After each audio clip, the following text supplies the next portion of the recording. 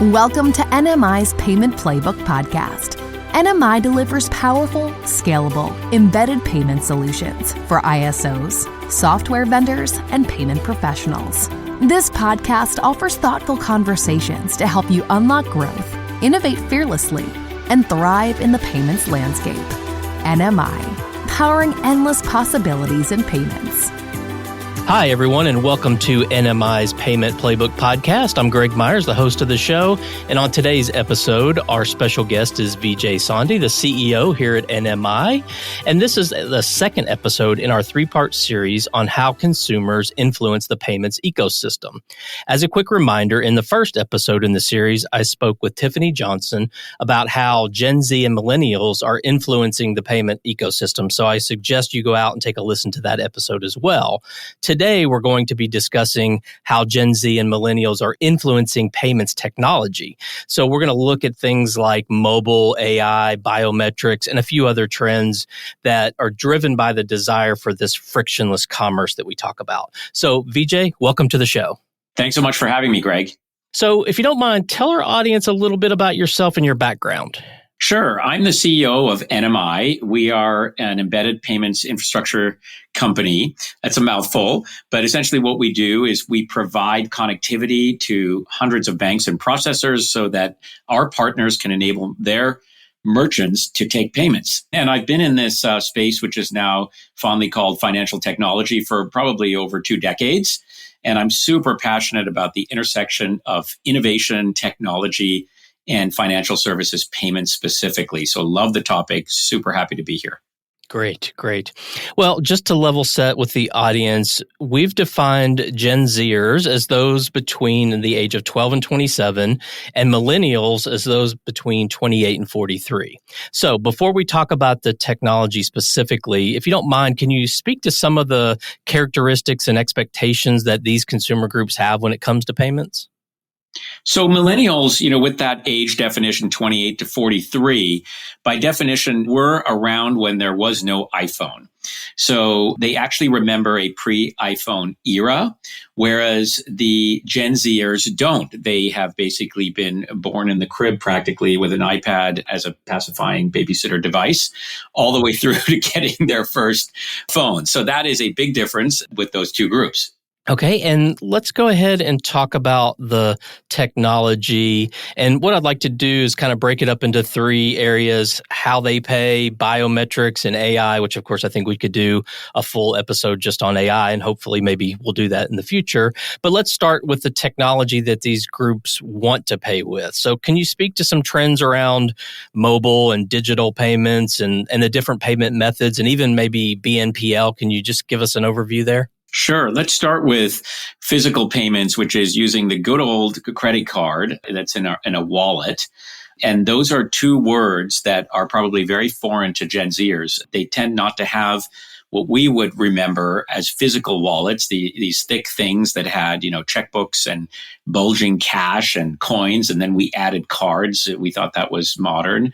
Then we made them contactless and put chips on them and called them EMV cards.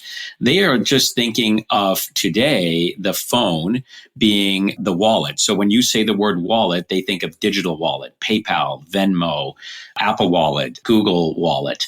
And so when we think about mobile is an extension of a Gen Zer's personality and almost physical body.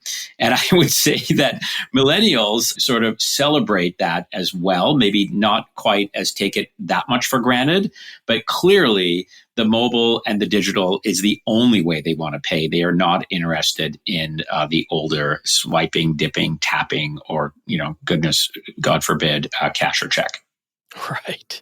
I think you tell a great story about when you left the house and realized you didn't have your wallet. Can you give us that story real quick? Yeah, that was shortly after the COVID lockdowns ended. I went on a business trip and I got to the airport, jumped out of my Uber, which of course I'd ordered on my phone, and realized, oh, darn it, I've left my physical wallet at home. And I immediately realized that since I have Clear, which is a biometric way of clearing through TSA security at the airport, I didn't need my driver's license. So I scanned my iris and went through and had my boarding pass on my phone and got on the plane, landed at my destination. And I realized that I couldn't get my rental car because they did need a physical driver's license. I tried. They said no. But then I proceeded to take an Uber to my business meeting, and I checked into a Hilton using a key card that was Bluetoothed into my phone.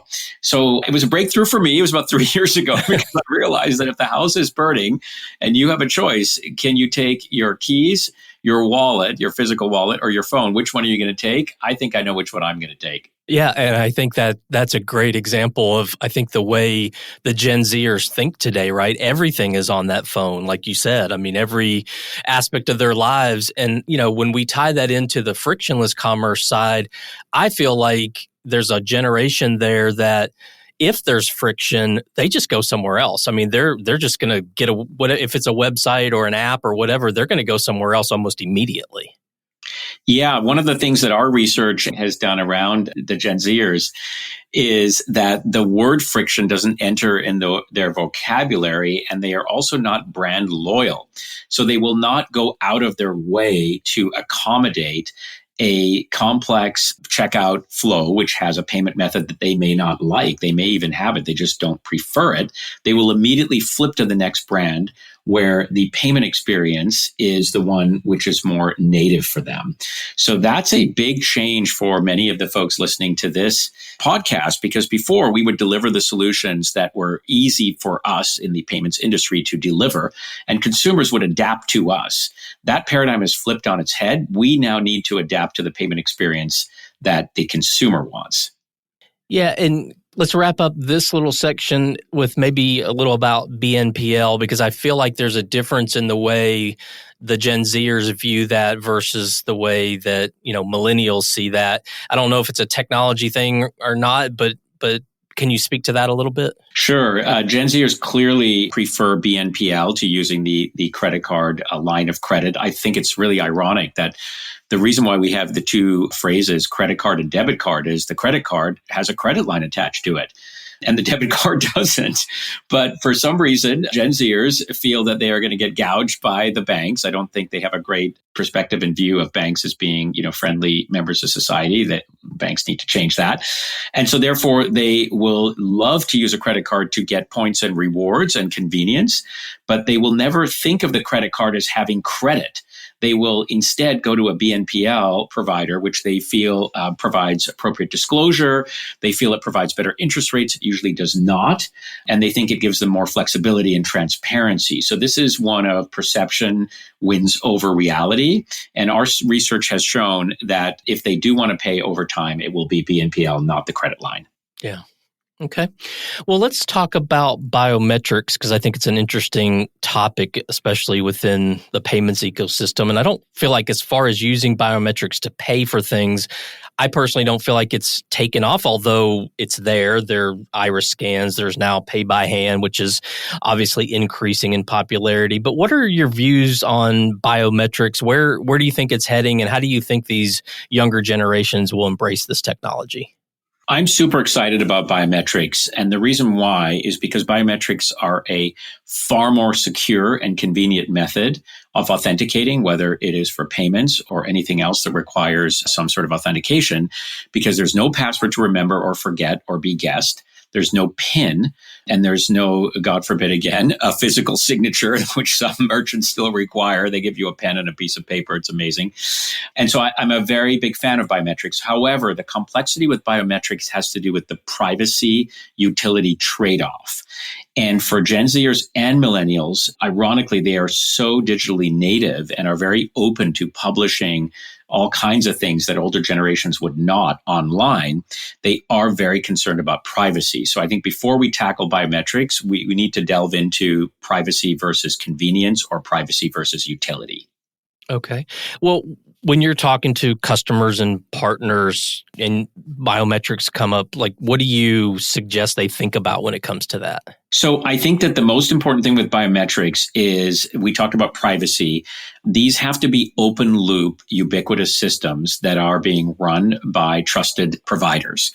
And so you talked about the palm. I recently went to one of the Whole Foods here in San Francisco where I live, and they do have pay with your palm. And my Gen Zer daughter was with me, and I said, "Oh, that's cool. Should we enroll?" And she said, "Oh no, I don't want Amazon having my palm or my fingerprints in their database."